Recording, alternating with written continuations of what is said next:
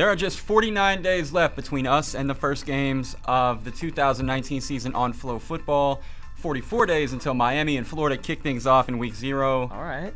With Kyle, I'm Colby, and this is Bootleg.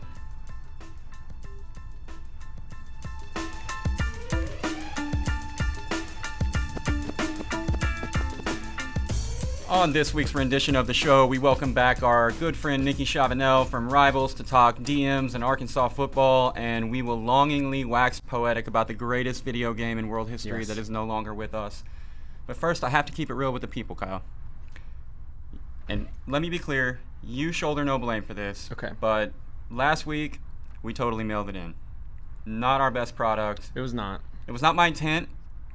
There was talk about lights and cameras and, bootleg on the road, a lot of energy being involved, but instead, none of that happened. Instead, on day 4 of the opening, again, not speaking of you, just speaking of myself, wouldn't dare speak for you, but I just sounded like a dude who was on day 4 of the opening and, frankly, ready to get out of there. I think, for me, it was, I don't know, it wasn't what I expected, the event. And yeah.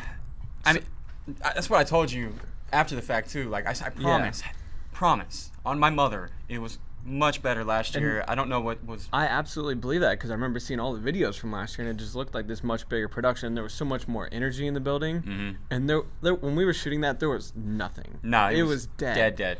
Yeah. And, I mean, there's more energy in this empty room right now than there was in without that a doubt. building. Without a doubt. And I think that definitely played a part in it for me.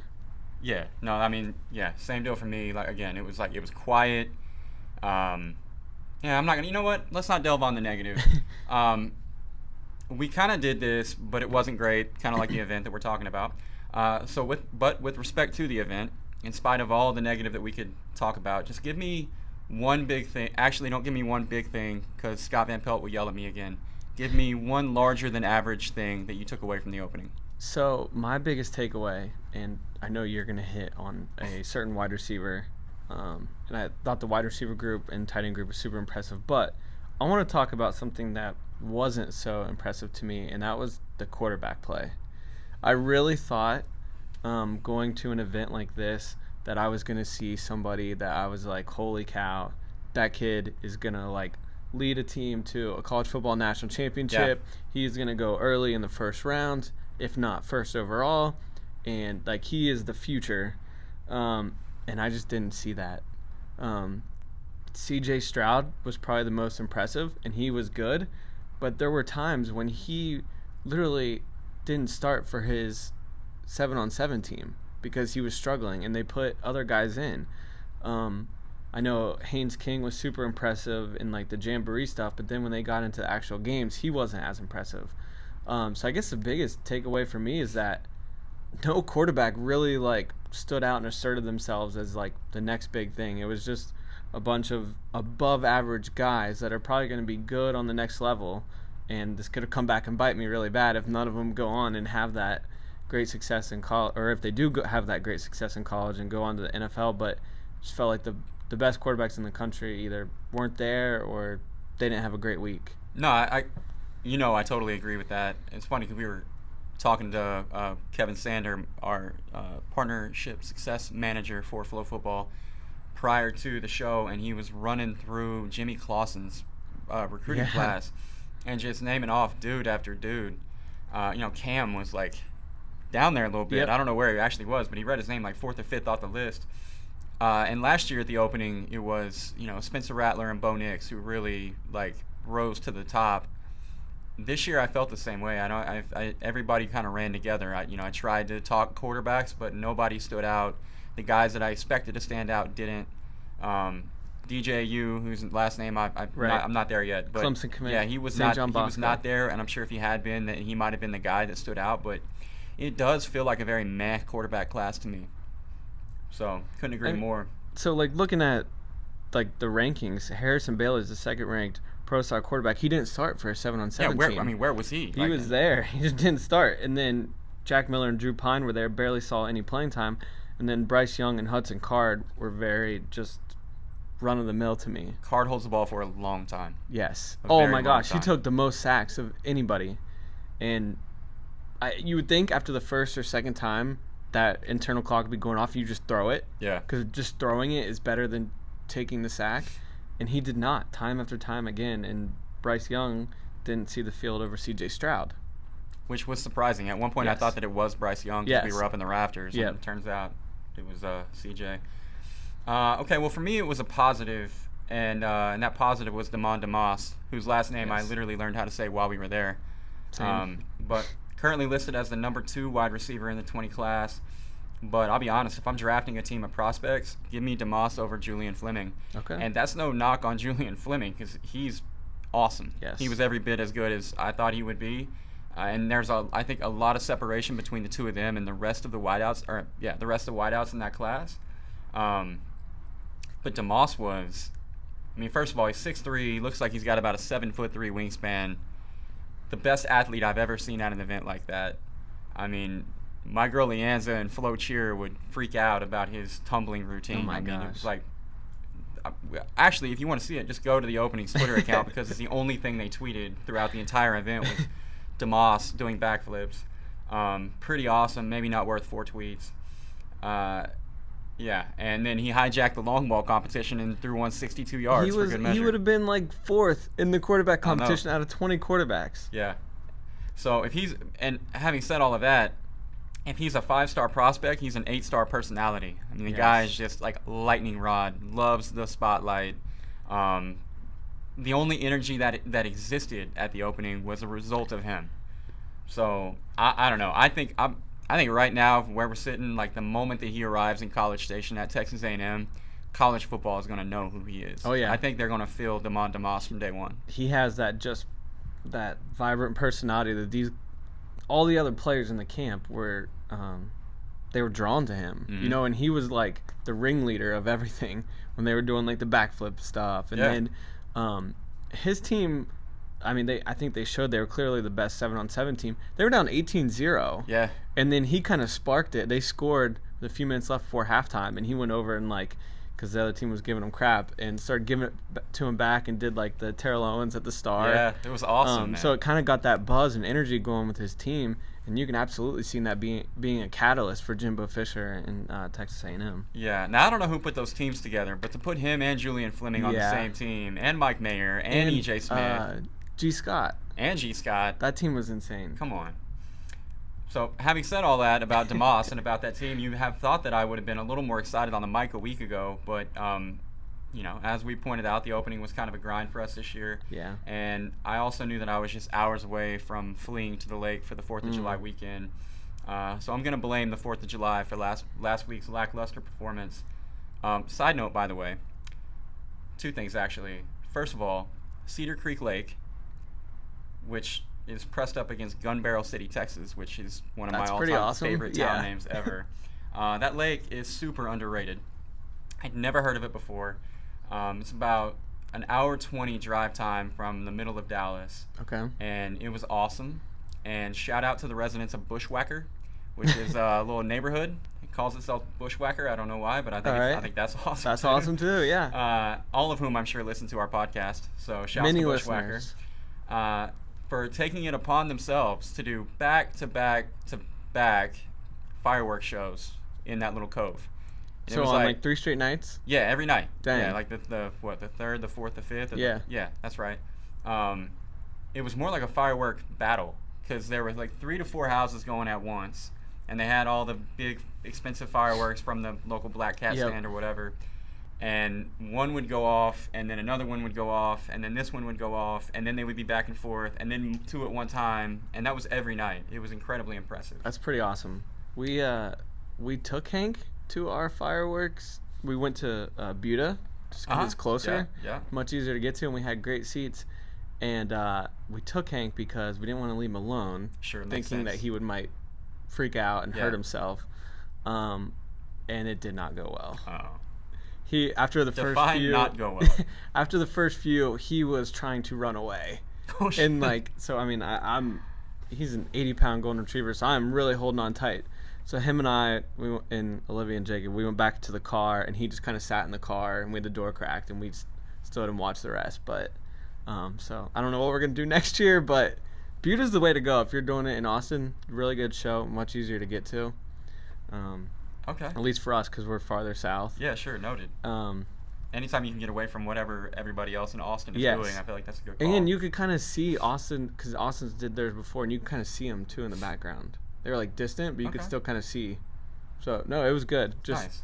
Hank was not a big fan. You know, most dogs aren't. No. The night of the opening, we didn't go straight to the lake. We went to some friend's house, and they live in Mansfield. And the town of Mansfield puts on a monster fireworks show. Like, the whole town is like lawn chairs alongside the road. And we were in the backyard at their house because you could see them from the backyard. Yeah. And Griffey, obviously, low center of gravity, wasn't 100% sure what was going on, but every once in a while he'd catch a glimpse of the firework over the top of the fence line. And every time it was like a brand new surprise for him all over again. And so he would bark at the fireworks, and then try to let us know that we were under attack. And then rinse and repeat. We did that a few times.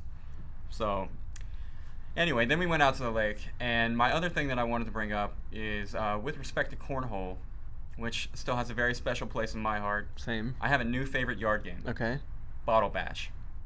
I don't know what this is. Okay. Bottle Bash it's a stick in the ground with a beer bottle on top of it. Okay, I do know what this is. I didn't know it was called that. Does it have an alternate name? No, I just didn't know what it was called. Okay, but Bottle I know Bash. Throw a frisbee. Throw the frisbee at yeah. it. Okay, so I love this game because, first of all, you have to have the athleticism, hand-eye coordination to catch the frisbee, which is great.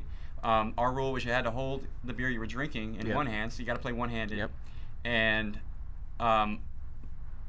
you play offense or defense. So if you're good at throwing it at the pole, then you're a valuable player. But also if you just have good hands, you're a valuable player. Yep.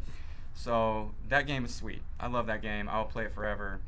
And yeah, so that's all I really have to say about Bottle Bash. I've only played one time. I've seen it a lot. I've only played one time, but it was fun. It was fun. I'm gonna get it. All We're right. gonna play this. We should put it in the office, except you have to stick it in the ground. So anything that I can do to get you guys to stop playing, whatchamacallit. Spike ball? Yeah, We'll spike never ball. stop. Okay. I did think it was funny that I came back from the lake for one day, and then we have our company summer offsite in Cedar Creek, Texas, not to be confused with Cedar Creek Lake. You thought you were going to get to go back. Really threw me off for a minute. I thought I was about to hop in the car and go 3 hours back where I just came from. Didn't do that. Did drive out into the middle of nowhere. It was in the middle of nowhere. And Lost Pines. Lost Pines. We found it. Lovely place. And what do we do when we get there? Basically compete in a bunch of giant drinking games. With no alcohol. No, well, and if you lost early, there was a bar. Yeah. But that didn't happen for my team. We had giant beer pong. We had giant flip cup, sort of. You can stack them, but, same. And cornhole. And that blindfolded object gathering part was like trying to find your way to the bathroom in the middle of the night after you played all those games. Yeah. So, really, it was like a continuation of my entire weekend. My team finished in second place, which, heartbreaking defeat. I'll take the blame for it because I had a bit of a rough go on the giant beer pong in the finals. Okay. Got a little cocky after my first two makes, and it took me a little while to sink that third ball. Yeah. And I think we lost by like 3 seconds, so it's all on me. Wow, you're taking it? I am. Put that on me. I'm like Tim Tebow. You will never see another giant beer pong player ever play as hard as I will play and make as many balls in the cups as quickly as I will make ever again for the rest of the time that anybody ever plays giant beer pong. Forever and ever. God bless. God bless. Yeah. But I was curious when I got there where you were at. 'Cause you weren't in the finals. I was probably watching from the sidelines because my team let me down. You're going to throw the team I under the am. bus. I Wow. am. Okay. What happened there? It wasn't anything I did. I should have played every position. I should have done everything. We would have won. I did dizzy bat to start with. Okay. Absolutely killed it. Crushed it. And it was funny. Willie took a video of me doing it, and when I was doing it, I didn't think I would be as dizzy. I'll be honest. Okay. I think I'm the most athletic person in the world. Like, I genuinely believe that. World? In the world. Okay. And I did not think I'd be that dizzy. I was pretty dizzy. And so when I was doing it, I was like, man, I probably look so stupid right now. And then Willie sent me the video, and I did not look as stupid as I thought. Oh. I actually look very smooth. That world-class athleticism took over. Exactly. Okay. No, I did it very quick, and then we easily qualified out of the first round. Okay? Yep. And then the second round, I'm trying to think where it went wrong, because Paige made the giant beer pong pretty quick. I'm going to blame Efren. Oh, that's an easy target. Yeah. Yeah. Well, he really wanted to do the rope and the steer thing. He really wanted to do it? Yes, like he was, as soon as we got over there, he was eyeing it. And he's like, I think I can get it. Like, I think I can get it. Wow. And so we're like, all right, you're up, because no one wanted to do it. And in practice, he almost got it like twice, like almost around the horns. And they had said no one's gotten it, like, because you just have to do 4 good throws. They said, not true. My boy Justin Hoyman got it first try. Okay, then the lady lied to us because she said no one in the other group got it and that you just need to do at least 4 good throws. False.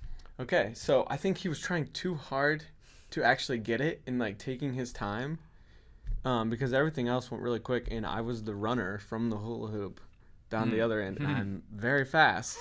So track speed. Not my fault. Okay. And also they didn't tell us exact times at that stop.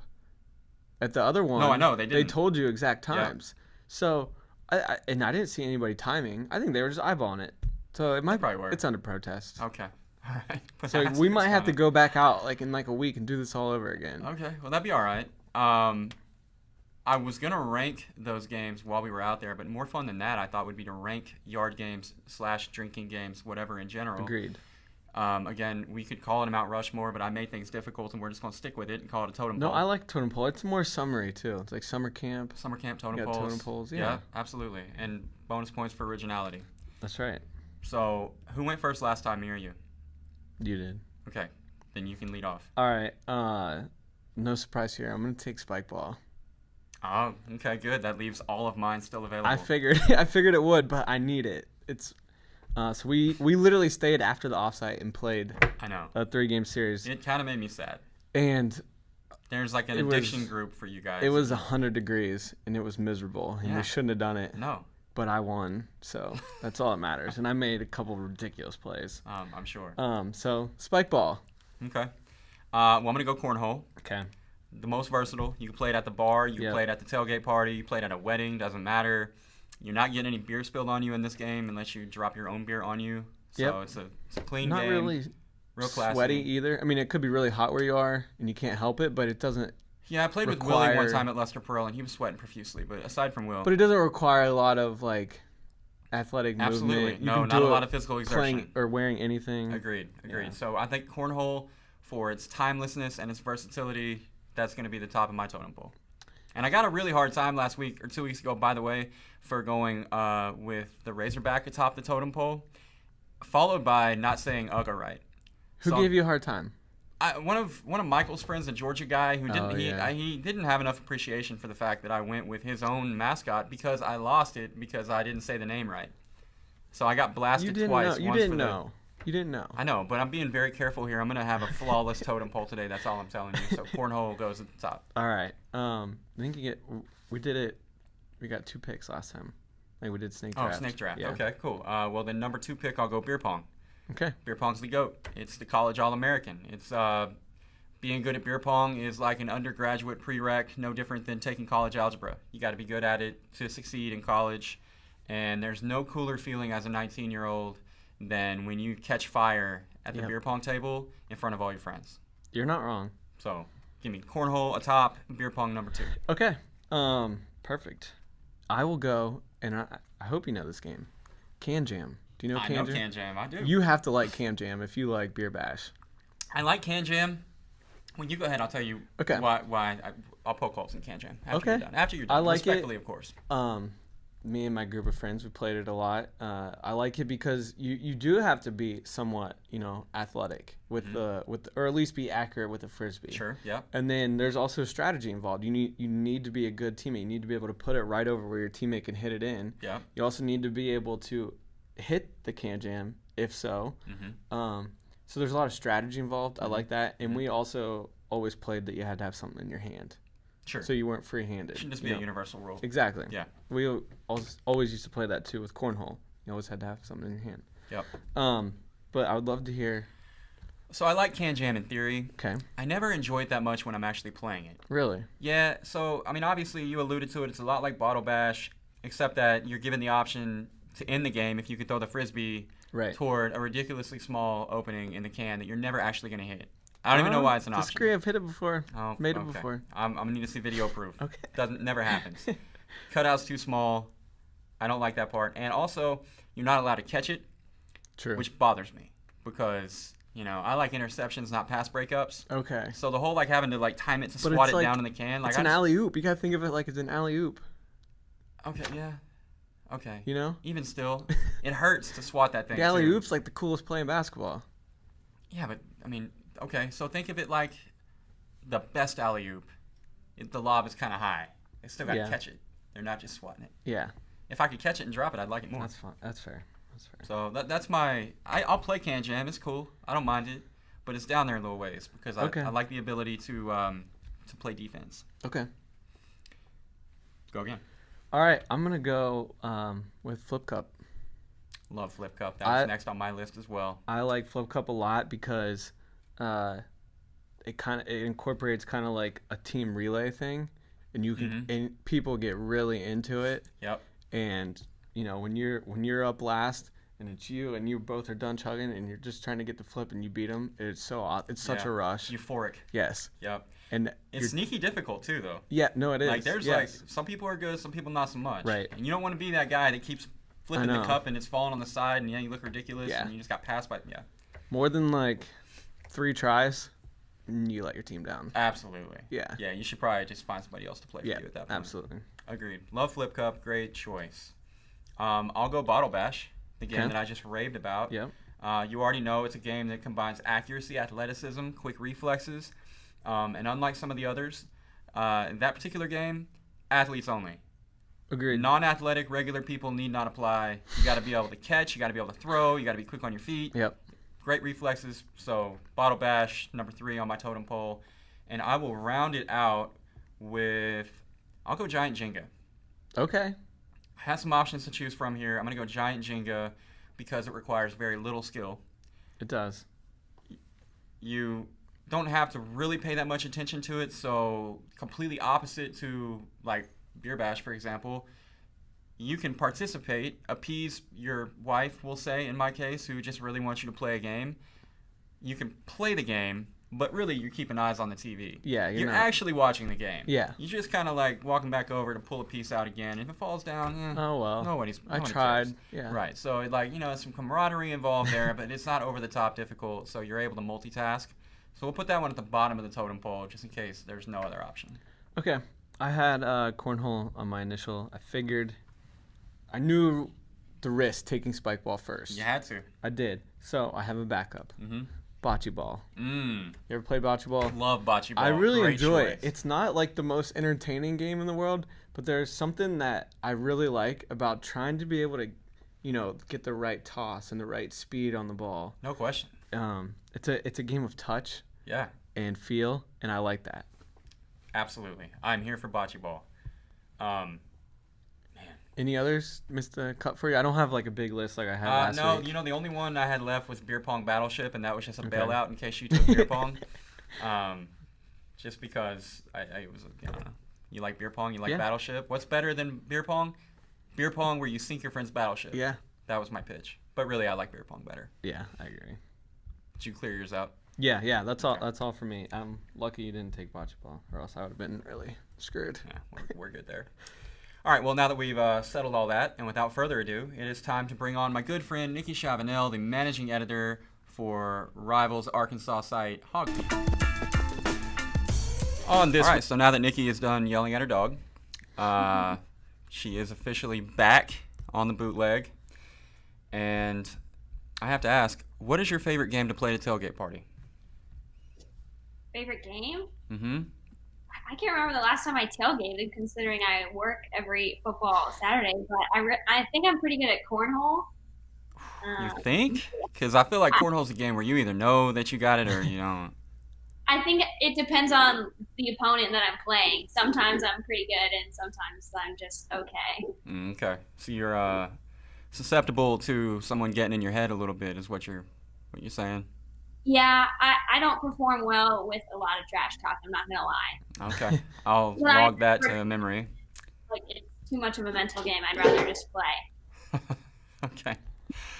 All right. So part of why I wanted to bring you on is last week Kyle and I were at the opening, which is an event that I enjoy, but also one that I found can kind of be a pain in the ass, which I'll explain. 90% of the media that is there is rivals and 24/7, and everyone has pre-existing relationships with the athletes already. A lot of them that go back like multiple years. So for me to be successful in that environment, I have to reach out to the kids that I want to talk to in advance, and kind of let him know who I am, what I'm going to be doing, kind of what the plan is, so that he'll make an effort to come find me in the stupid 40-yard long, 10-yard deep box that they put all the media in there. Pretty bad. Yeah, it was this year. Last year was better. This year, not great. But worse than that is just like me, a grown man, having to jump into a 16-year-old's DMs and be like, "Hey, want to hang out when you're at the opening? Because I'd like to interview you." And then when I do set them up, inevitably, and this happened, I'll be waiting outside the hotel like he's going to come down at 10 a.m., doesn't come down, text me at like 11:30, like my bad. Or I'll be across the field actively DMing a kid. He can see me, and then he'll disappear into the tunnel. So I just have to ask you, how do you do this? Well, yeah. So first of all, having a pre-existing relationship with the kid is pretty important. But also, I have a slight advantage because there aren't so many of, my type of looking people out there. So it's like very easy to recognize me. They see my little Twitter profile thing all the time, so they know what I look like. But yeah, you just kind of have to hound them. And most of these kids, they love the attention. So if they feel comfortable with you, they have no problem talking to you anytime. But it does take a little bit of effort.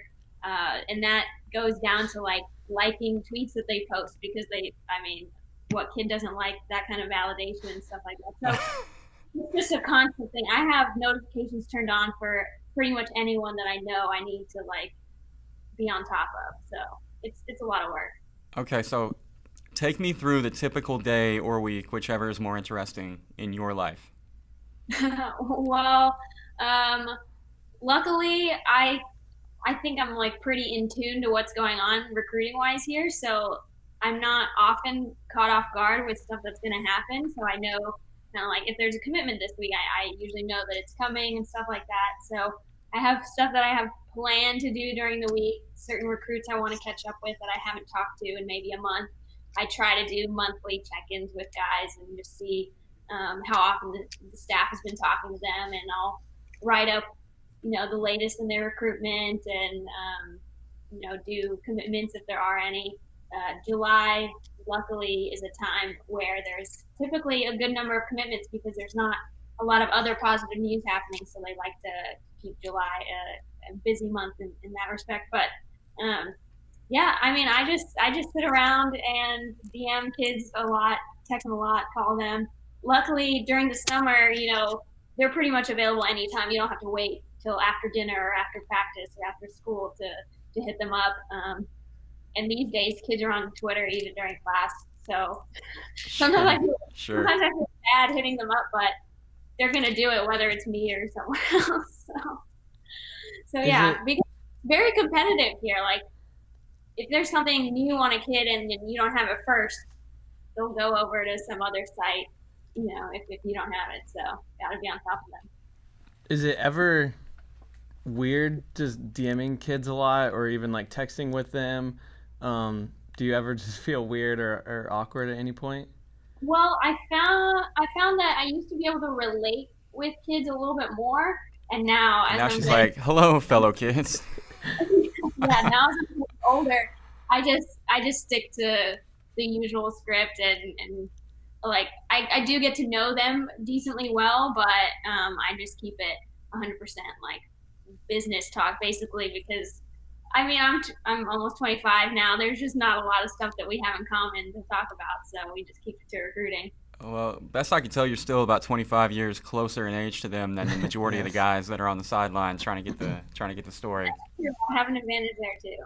What is the most ridiculous story that you can actually tell me? Names can be omitted if necessary. Oh man. Well, there is a kid in the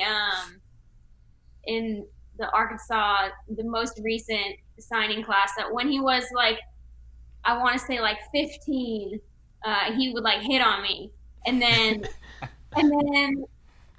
it was when I was still covering SMU, and then when I had to cover him again because Arkansas started going after him. He was like a totally different kid because he was older and he had kind of like matured and stuff. So it all went away. But yeah, that was these kids. They're pretty crazy. They have pretty big egos for kids their age. Yeah, I can see that. It's actually really endearing when I talk to one that is like Not like not that. that way. Yeah. Yeah, no, they're the best. Like I just talked to a guy that was supposed to come up here at the end of the month, but he has 2 summer jobs. He works from like 5 to 6 as at a feed store, and then from until 8 he's a ranch hand. So like those Man, kinds of kids, It's impressive. those are the ones that really impress me. The ones that have work ethic and all that stuff already, and don't just play football and that's all they think about. all right, let's move off the recruiting. Let's talk about two things that are near and dear to my heart, and that is college football and fashion. Arkansas recently dropped some new uniforms, new old uniforms. I love them because it takes me back a little bit. That '07 Darren Mcfadden, that was a fun team to watch. What has the overall fan reaction been? Yeah, I think they love it. But I think some people were expecting a little bit more. People who don't really know everything that's going on with the program expected brand new uniforms across the board for this year. But from that one uniform, I think people are very into it, and they'd love it to be the all time uniform and not the alt uniform. But I still suspect that they'll use them 3-4 times this year, so they'll get plenty of that. And then it's kind of what Chad Morris is trying to do is branch this era back to that era. They had like the new Arkansas slogan going, but they kind of changed that. They actually want to go back to the old Arkansas and not a new Arkansas. So they're just trying to bring people positivity and remember when they were good. They need Man, that right. if we're doing old Arkansas, we got about a 3-year Bobby Petrino window that I want to lock in on and just forget about all the rest, unless we're going back to like 1964. Yeah. So, I think most people are just tired of the front-facing hog. That's my opinion, and also the opinion of many on Reddit last night as I was browsing. So if you could start a petition to get rid of the front-facing hog, you're there, you're local, and you have a little more input than me, I'd greatly appreciate that. I think Nike really likes that, and I feel like their partnership is pretty important. So I don't see that changing really. What do you want? I'm out on the front-facing hog. Okay. Yeah, I don't like it. I'm a traditionalist, and also that logo is iconic. I mean, that's like one of the 10 most iconic logos in all of college athletics, in my opinion. Okay. Yeah, it's just been a little tarnished lately. Like to kids, it's not as iconic as. Oh, God, here we go again. Who cares about the kids? These damn kids. Yeah, nobody. Who cares if you resonate with 17-year-olds? It's not important. Okay, so I also wanted to ask you about the quarterback battle because you have a little more insight to that than most people. And I got a text from my brother the other day who was watching the spring game for the first time in July. And he asked me if Ben Hicks was going to be the starter. And I told him I thought Starkle would ultimately end up being the guy, but you know more about that situation than I do. So what do you think is going to happen? Well, so obviously I covered Ben Hicks at SMU, and he was great. But he also had 2 NFL caliber wide receivers with him that made him look very good. I think one of the first plays on his highlights on YouTube is a pass to James Prochet, who just basically rips an interception away from a DB. So, like, I don't know if that's really a highlight you want on your tape as a quarterback, but he's been a big leader for them this spring because they didn't have Starkle on campus yet. So I know that he's established that rapport with the guys already. But if Starkle is as smart as I think he is, I feel like he should be able to catch up playbook-wise to Ben Hicks. If not by the beginning of the season, then perhaps by the Ole Miss game when they'll really need him. Because that's going to be a pretty pivotal game, I think, one that they could win on the road to start the season, and that would be really huge. But they're both talented, but Hicks doesn't have as much experience against teams that are, in the SEC. He didn't perform that great against a good TCU team, I think, a couple years ago. it's going to be interesting. But I think Starkville has every intention of winning that job and playing for 2 years instead of just one. Yeah, my only, and I think I've told you this on this show before, but my deal was Ben Hicks looked pretty good when he had Cortland Sutton and Trey Quinn. When you take away Cortland and Trey, you also then took away Chad and Craddock. So it's tough to say for sure what the cause was, but there was definitely a regression his last year at SMU, and that's the thing I think that gives me a little pause. Yeah, that and the quality of the defenses he was playing, and on top of that, Arkansas's offensive line is not going to be that much improved. I do expect improvement, but how much can you do in 1 year? So they have a lot of work to do. Colby and I are going to get to this in a few weeks, but I wanted to hear your thoughts on what the best case scenario for this season would be for Arkansas. I mean, the very best case would be somehow making a bowl game. That would show everyone that Chad Morris is riding the ship and that he can get guys into the program that are capable of playing at an SEC level. But I think more realistically is that they win 4 or 5 games, winning all the non-conference games, and then squeaking out a win somewhere in the conference games. But I just looked at the recent ESPN top 25 like FPI rankings, and there were a lot of SEC teams that Arkansas has to play in the top 25, and Arkansas was somewhere in the 60s. I don't know how much those rankings mean. It's a lot on what happened last season, but just doesn't make you feel great. They do play Kentucky on the road, so that's one that I thought they could win. But being on the road, who knows? Ole Miss is early in the season.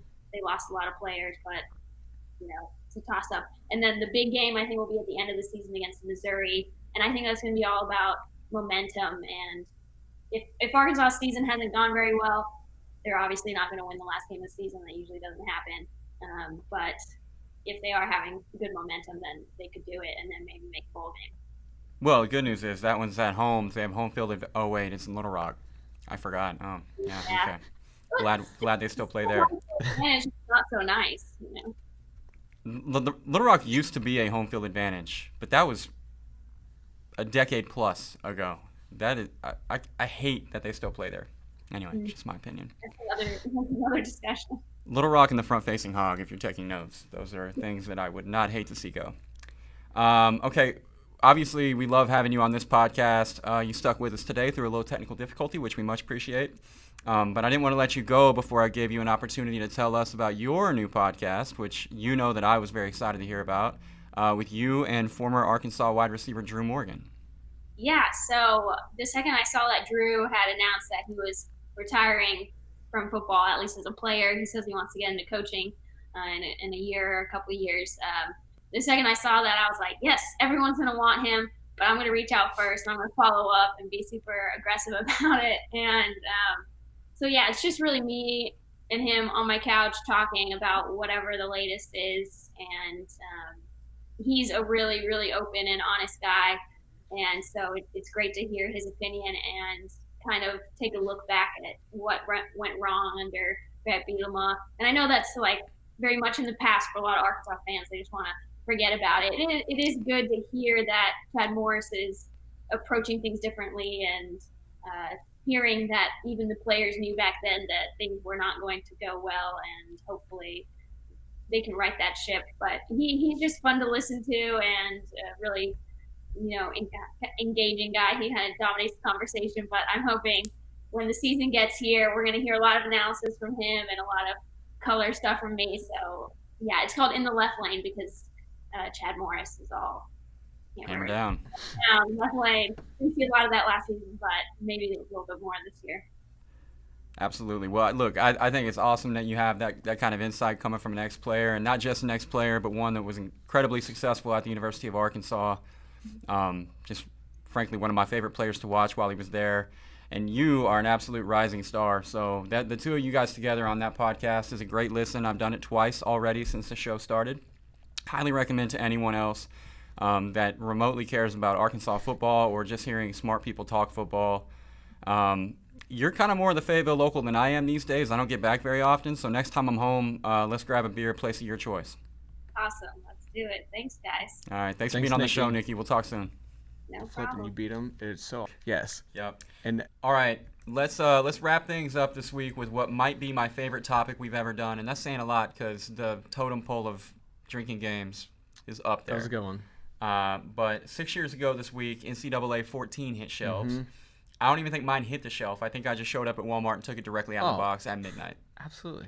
So yeah, it's been a 6 long year Miserable stretch years of not having that game. I hate everyone involved that took that thing off the shelves. But nothing like a little good nostalgia. Oh, so absolutely.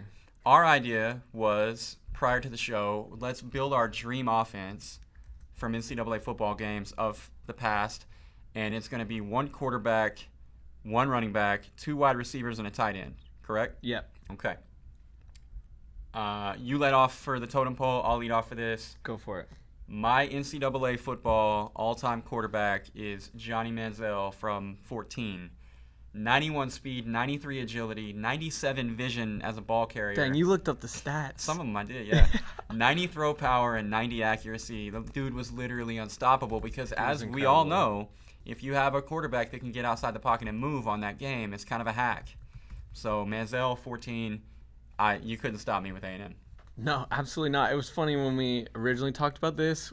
I suggested teams that we should put, like, totem pole of teams we always went to or our favorite teams to play with, and I had Johnny Manziel and Texas A&M on that list. That team was sick because he was stupid. All right, I'm gonna go. It's a complete homer pick, but he was also absolutely incredible at this game. Is Pat White? Oh yeah, can't go wrong with Pat White. I do not have his video game numbers up, but okay, you don't have to. He did put up video game numbers in his career. Threw for 6,000 yards, ran for over 4,000, 104 total touchdowns. Well, you're just going to take this opportunity to make his pitch for the College Football Hall of Fame? Yes. Well, okay. I don't even need to do that. He's a shoo-in for that. His first QB ever to go 4-0 in bowl games, 2-0 in BCS games with wins over Georgia and Oklahoma. 7-2 against top 25 teams. 6th winningest quarterback in college football history. Give me Patrick White. Okay. Can I do an honorable mention? Absolutely. Robert Griffin III. Mm-hmm. He was on the cover the next year, but the year before he was Manziel, just not quite as good as Manziel, but he was also a 90-91 thrower, and he had 99 acceleration. Insane. So you're out of the pocket, you're gone. Insane. Okay, running back. Who you got? All right, this is my loophole. Okay. Sure. So if you remember, in NCAA Football 2013, there was a Legends mode. And you had to play the same season. So you picked whatever legend you wanted to. It was Heisman Trophy winners. And you had to try to accomplish everything that they did in their season. So I remember this. I'm taking Barry Sanders. Oh, my God. You had to try to run for 2,600 yards and 37 touchdowns. Okay. And on that game, it was incredibly easy to do because he was so ridiculously fast. He would break every tackle in the world.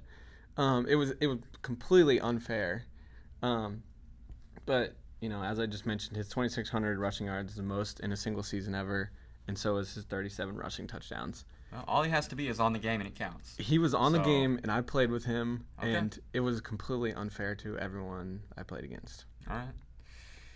Well, I'm not sure how to come back from Barry Sanders, but I've got Darren McFadden on 08. So he was a 99 overall on that game.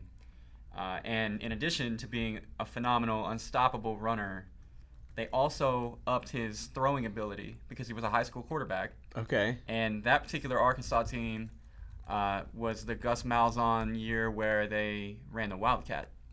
So you could put D-Mac in the Wildcat formation and run it or throw it. Would you ever do the thing where you subbed out the quarterback and put him at quarterback? Oh, all the time, Yeah, because the quarterback okay. on that team, you know what, all due respect to Casey Dick, don't tell him I said this. Yeah, I would go McFadden all day because he was literally unstoppable on that game. So give me McFadden as my running back. Okay. Do you go now? Or who goes now? I don't know. We're just going back and forth, right? Yeah. Okay, sure. All right. So my first wide receiver will be Larry Fitzgerald. Wait, you didn't? Oh, yeah, you already did. Okay. Yeah, I did my running back. Larry Fitz, that's early. Yeah, 2004. Yeah. Yeah. I got to witness this a couple times personally in the West Virginia Pitt games. You would have 3 guys on him, and he still went up and made the catch. And the crazy thing about Larry in the game, I remember, was he was a deep threat. Like, he would just take the top off the defense, like Randy Moss would say. But then he also just caught every single thing you threw at him. Like, it was just like he had sticky hands, and he didn't drop anything. And he was just blazing fast, too. So I'm going to go with Larry Fitz as my first wide receiver. The only problem with Fitz on that game was the quarterback for Pitt. It was not great. I don't even know who it was, but, yeah, that was a tough situation. He was a lefty. It might have been Tyler Poutko. In any case. I unfortunately know too much about Pitt football. I don't. I do know a lot about Oklahoma football, though. Yeah. And for my wide receiver, I could go either, and there's 2 of them, but I'm only going to go with one of them because I don't want both of my wideouts to both be OU guys. But Mark Clayton on, I think, the 05 game, or Ryan Broyles on the 09 game, either one of them. I thought you might go Broyles. I thought about it. I'm going to go Clayton. Oh, okay. Because Clayton's a guy that was, like, right around my, like, high school years. He was a dude that I loved watching. Ultra quick, no one's catching him down the sideline, could run any route, but specifically you could run a stop route with him and he just might shake the corner and take it to the barn, or because the spin move was also like out of control on that game, or and in real life the quick slants. You hit Clayton on a quick slant, he may hit the seam and be gone. So yeah, and also his quarterback was Jason White, so you were good to go. So I'll go Mark Clayton as my first wide receiver. All right, my second one, I'm going to go with Michael Crabtree, Texas Tech. He was a guy that could turn any play into a touchdown, and on that game he caught everything. And just so I was looking at his stats earlier, and this is from his freshman season. He had 134 catches. Yeah. For almost 2,000 yards. Yeah. And 22 touchdowns. That is insane. Yeah, he was kind of good. That is unreal, and that's not even like the year where he was probably best on the game, which was 2009. But I'm going to go with Crabtree. Okay. I like it. My other wideout, I'm going back a little bit. I'm going Braylon Edwards on the 05 game. So all you had to do with Braylon was literally just throw the deep ball. And he'd smoke the corner. And even if he didn't, and this run multiple controllers, even if he was completely covered, double covered, quadruple covered, it didn't matter. You throw the go route to Braylon Edwards on that game, he's coming down with it. I had a friend that threw 2 controllers through a wall in the same night over Braylon Edwards catching deep balls over coverage, to the point that I was no longer allowed to play with Michigan whenever I played. So give me Braylon Edwards for my other wideout. 2 in the same night? Yeah, that's 2 same impressive. nights. We were in his bedroom. His parents were on the other end of the house. 2 controllers through the wall. Next morning, got up early, patched the drywall. Oh, you guys patched it before? Oh, yeah. Dang, that is impressive. Put a poster over it. It was fun. That is impressive. No, I mean, desperate times. All right, tight end now, right? Yes. So I'm going to go a little bit different track. I'm going to call it an audible here. And so I remember I created a player one time. I wanted him to be this, like, I forget. I would always get inspired by somebody I was watching, and I cannot remember who it was, but they were a bigger back, and I was like, I just want to be this, like, and I would look up how big they were, like their height and weight, and I would create the player. And then, you know, you did, like, your drills, and they were like, okay, these are the schools that have offered you scholarships. Well, since I was that bigger back, I was slower. And so, like, my best offer was from, like, Maryland. And so I went to Maryland, and I remember I played all 4 years with them, and it was one of the favorite players I've ever created. But I remember they had an insane tight end, and his name was Vernon Davis. Oh. He was ridiculous at the game, and his I'm looking at just his college stats, and they don't compare to what he was on that video game. And I don't know what his college ratings were, but there was this tight end option route that he had. He could either turn it into an out, or he could streak up the field. And he just would run by linebackers and corners and safeties with that the whole time, and he caught everything. He was just an absolute beast. I'm going to go with Vernon Davis. I love him. Yeah. I couldn't love it more if I tried. I'm kind of sad I forgot about him. I went Jermaine Gresham, 09. Oklahoma. Dude was phenomenal in real life, but also on that game, he was a massive cheat code. Yeah. Because he was always matched up with a linebacker, and you get him complete down the mismatch. seam. Yeah, you're good to go. Same option route. Yep. Used to use that all the time. And again, not for nothing, just like Mark Clayton was an asset because he had Jason White as the quarterback. With Gresham, the quarterback was Sam Bradford. So you were good to go. Yeah. So, yeah, Gresham as my tight end. Both of our offenses are awesome, and it makes me really miss the game. Oh my gosh, we need a Madden. Like, I know, like Olivia's like, we'll just get Madden. Not the same. It's not the same. The gameplay is not... completely different. I don't even know. I don't think it's as good. Like I don't think it's as good. We're either. in almost 2020, and it doesn't look as good as NCAA did. And I don't understand it because they're both made by EA Sports, right? Yeah, and you would think they'd pour way more budget into Madden because it makes more money for them. I don't get it. The gameplay was never that smooth to me. It felt like they were always trying to like add different stuff to the game that like it took away the UX was diminished because you didn't have the opportunity to actually control as much. Yeah. Because at some point the automation would take over. It doesn't feel as realistic. I'm going to give it another shot this year because I'm jonesing pretty bad for a football video game. I haven't played one in quite a while. I have 19 and I've played it some, but it's not the same. Also, I want to give a shout out to the triple option teams. I don't know if you ever played the triple option teams. Any game where you can like correctly run the triple option is incredible. Yeah. And I would always play with Army, and it was a lot of fun to do. And your opponent hates you because it's so hard to stop. Yes. Okay, last thing, and then we got to go. Yeah. You're playing NCAA football any year. Your life depends on winning. What year, what team are you going with? I'm going with the 2007 West Virginia Mountaineers. Oh, upset. You have maybe I should have predicted. You have Pat White. You have Steve Slayton. Yeah. You have Owen Schmidt and a little freshman named Noel Devine. Yeah. And that doesn't even account for wide receiver Darrell Jallo, and then a defense that was top 30 in the country, and that's good enough because that offense is going to outscore anybody. I just remember they were so much fun to play with. They were, that group of guys was such a big part of my childhood football watching, and they were a blast to play with on that game. That's a great pick, and it makes me feel like maybe I should go 09 Oklahoma, but I can't do that because the only game I've ever played where there was a standing rule at pretty much every household that you couldn't use a team was 02 and 03 NCAA football Miami. Okay, yeah. In my house, you could not play with Miami. Every friend I had, you could not play with Miami. Yeah. Nobody is allowed to play with Miami. Willis McGahee, Ken Dorsey, Frank Gore, Clinton Portis, Andre Johnson, Kellen Winslow, Sean Taylor, Dan Morgan. The amount of NFL talent they had on that team was unreal. No. I mean, like that unreal team. Not fair at all. And also they had the best uniform choices. Like early on before the game gave you a lot of options. Miami like randomly had like 57 uniform options. So yeah, 02 or 03, I don't care. Give me Miami NCAA football and I will live to fight another day. God, we need it back. We need the fight songs while we're picking our teams. Oh yeah. I used to know every fight song. Yeah, that's how you like literally learned it. Yeah. All right. Anything else? No, just bring it back, please. Figure out a way. I know Herb Street's always tweeting about it. Yeah, we're all tweeting about Trust it. in Kirk. Yeah, we need the NCAA, EA Sports. Come on, do it for the kids. Do it for the adults. That's it. We're out of time. We're back next week. That's right. CAA Media Days, right? 2 weeks. Next week? 2 weeks. Yeah, 2 weeks. You're going to Big 12 Media Days. I am. So Big 12 Media Days next. We'll cover that next. Fargo for me. Next week, you'll be in Fargo. Good luck with that. Ugh. And don't forget that the key to running the bootleg is doing it naked. Didn't perform that great. New team, I think a couple years.